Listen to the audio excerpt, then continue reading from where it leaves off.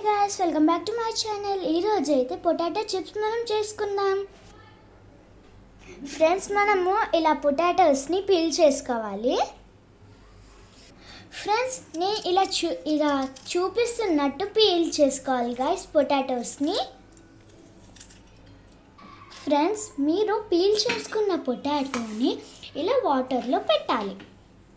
దాని తర్వాత ఒక 5 minutes వాటర్లో వేసాక మనము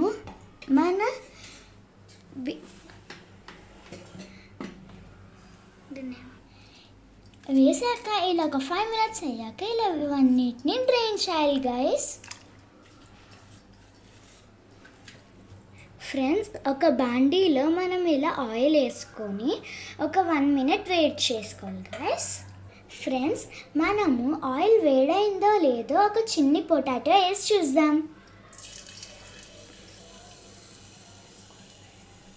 ఎస్ ఫ్రెండ్స్, ఆయిల్ వేడైపోయింది.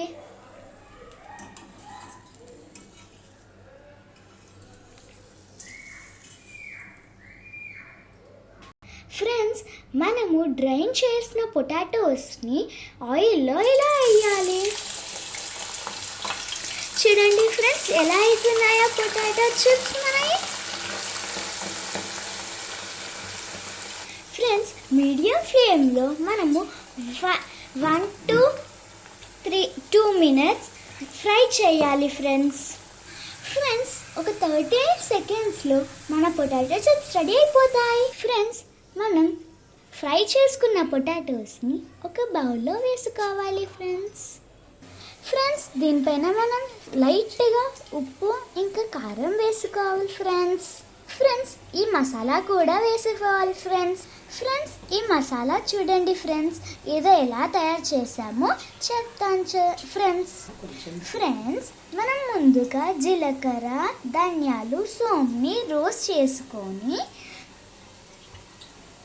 మిక్సర్ జార్లో వేసుకోవాలి. ఫ్రెండ్స్, దాని తర్వాత కొంచెం సాల్ట్ అండ్ కారం వేసుకొని ఇంకా షుగర్, రాక్ సాల్ట్ వేసుకోవాలి.